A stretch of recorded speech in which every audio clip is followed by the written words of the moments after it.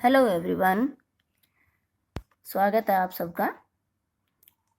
आज हम पढ़ेंगे खनिज लवण के विषय में। जैसे प्रोटीन, कार्बोहाइड्रेट, वसा, विटामिन्स हमारे शरीर के लिए ज़रूरी है, वैसे ही खनिज लवणों का भी हमारे शरीर के लिए बहुत ज़्यादा महत्व है। खनिज लवण जो है ना तो हमें ऊर्जा प्रदान करते हैं, लेकिन फिर भी ये हमारे शरीर के लिए बहुत ज़रूरी होते हैं। जो शरीर की ज़रूरी विभिन्न अभिक्रियाएं होती है उनके लिए जो है खनिज लवण जरूरी होते हैं। इनको अकार्बनिक तत्व या अकार्बनिक पदार्थ कहा जाता है।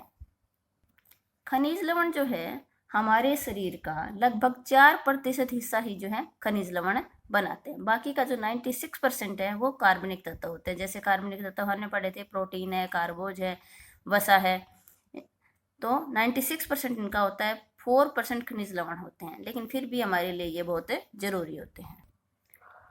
खनिज लवणों को रस बनाने वाले तत्व भी कहा जाता है, क्योंकि शरीर में जब भोजन का ऑक्सीकरण होता है उसके बाद जो बचा हुआ भाग होता है इन्हीं कार्बनिक पदार्थों का होता है।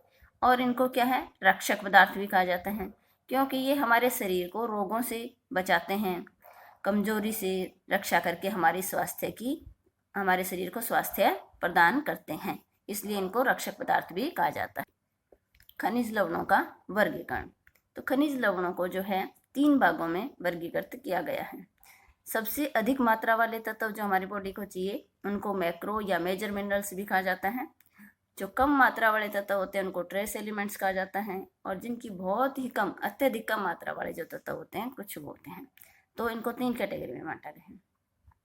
अब देखते हैं अधिक मात्रा वाले तत्व कौन कौन से हैं। Calcium, phosphorus, potassium, sodium, sulphur, chlorine, magnesium, ये जो हमारी बॉडी को थोड़ी ज़्यादा मात्रा में चाहिए होते हैं। कम मात्रा वाले तत्व हैं लोहा, मैग्नीज, तांबा और आयोडीन।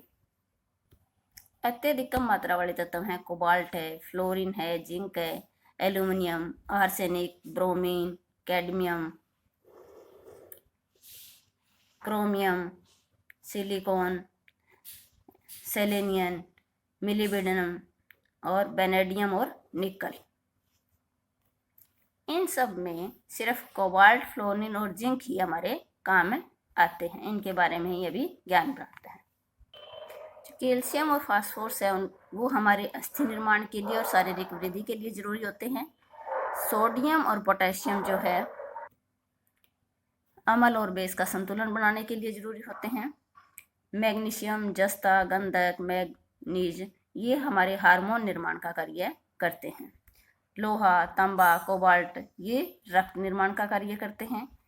क्लोरीन, आयोडीन, फ्लोरीन ये थायरॉक्सिन हार्मोन्स के लिए और हमारे दंत इनेमल्स का जो है निर्माण करते हैं। तो आपको समझ आया कि खनिज लवणों का वर्गीकरण जैसे कौन कौन से हैं। अधिक मात्रा वाले, इनको 3 भागों में वर्गीकृत किया गया है। जो ज़्यादा मात्रा में चाहिए और उससे कम मात्रा में चाहिए और बहुत ही अत्यधिक कम मात्रा जिनकी न्यून मात्रा हमें चाहिए। जैसे अब देखते हैं कि मेजर जो लवण हैं उनके शरीर में कितने प्रतिशत विद्यमानता होती है। कैल्शियम और जो फास्फोरस होता है सबसे ज़्यादा जरूरी होता है। कैल्शियम जो है 4% जैसे हमें चाहिए खनिज लवण, उनमें से 2% मतलब आधा हिस्सा जो है कैल्शियम जरूरी होता है। बाकी जो है उनकी ट्रेस मतलब थोड़ी थोड़ी मात्रा, जैसे ये पोटाशियम है 0.35% है, सल्फर है 0.25% है, सोडियम है 0.15% है, क्लोरीन है 0.15% है, मैग्नीशियम जो है 0.05% है। तो इनमें से जो है कैल्शियम सबसे ज़्यादा मात्रा में हमें चाहिए होता है। जैसे कम मात्रा वाले खनिज लवण लोहा, मैग्नीज, तांबा, आयोडीन पढ़े हमने, तो इनकी बहुत कम मात्रा जैसे चाहिए कि 0.004% है। आयोडीन जैसे बहुत ही कम मात्रा में चाहिए, लेकिन हमारे लिए ये जरूरी होते हैं। फिर भी हमारी बॉडी के आवश्यक कार्यों को करने के लिए इनका विद्यमान होना हमारी बॉडी में बहुत जरूरी होता है, बहुत महत्व है इनका। हालांकि ये बहुत कम मात्रा में चाहिए, लेकिन फिर भी ये चाहिए। अगर इनकी कमी हो जाती है तो हमारे शरीर में काफ़ी रोग हो जाते हैं। अब हम देखते हैं कि खनिज लवणों का हमारे शरीर में क्या लाभ है या ये हमारे शरीर में क्या कार्य है। तो खनिज लवणों का जो है मेन काम क्या होता है, हड्डियों और दांतों का निर्माण करना। कैल्शियम और फास्फोरस क्या करते हैं, हमारी हड्डियों और दांतों का निर्माण करते हैं और उन्हें मजबूत रखते हैं। नेक्स्ट है स्नायु तंत्रों की संरचना में भाग लेना। तो इसमें जो है फास्फोरस है, मैग्नीशियम है, वो खनिज लवण काम आते हैं। नेक्स्ट है हीमोग्लोबिन का निर्माण करना। तो हीमोग्लोबिन के निर्माण करने जैसे नॉर्मल ब्लड सेल्स इस तरह से होनी चाहिए अगर स्वस्थ आदमी है तो इसमें लोहा है, तांबा है, कोबाल्ट है, ये खनिज लवण हीमोग्लोबिन के निर्माण में सहायता करते हैं। नेक्स्ट है अम्ल और सार का संतुलन बनाए रखना और कोशिकाओं का निर्माण करना। इन दोनों के लिए जो है सोडियम और पोटाशियम जरूरी होते हैं। नेक्स्ट है शरीर के द्रव्यों का ऑस्मोटिक प्रेशर सामान्य बनाए रखना और हार्मोन्स का निर्माण करना। हार्मोन्स के निर्माण के लिए मैग्नीशियम है, जस्ता है, गंधक है, मैग्नीज है, ये खनिज लवण काम करते हैं। अब हम देखते हैं खनिज लवणों की प्राप्ति के स्रोत के खनिज लवण हमें कहाँ कहाँ से प्राप्त होते हैं। तो मेन जो है इनका दूध और दूध से बने पदार्थ हैं, मांस मछली जैसे हैं, और फ्रूट्स हैं। फ्रूट्स में फल है जो है पपीता है, संतरा है, कीवी है, इस तरह के जो फ्रूट्स हैं इनके अंदर खनिज लवण काफ़ी मात्रा में होते हैं। हरी पत्तेदार सब्जियां हैं जैसे पालक है, चौलाई है, बथुआ है, सरसों का साग, मूली, फूल गोभी, टमाटर और गाजर इनके अंदर मिलता है।